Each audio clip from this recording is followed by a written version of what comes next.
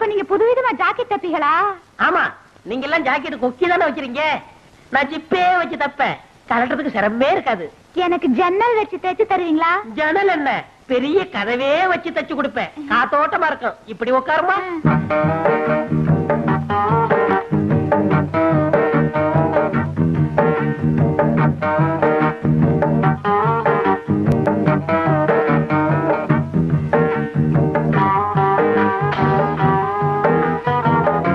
நீங்க நெளிச்சா எனக்கு எப்படி சரியான அளவு தெரியும். சரியா இருங்க.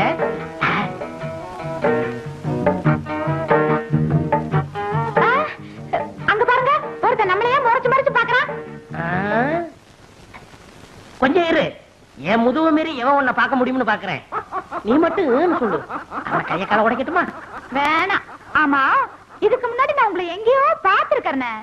பண்ணையார் பழனியாண்டி செருவு மகன் ஆசை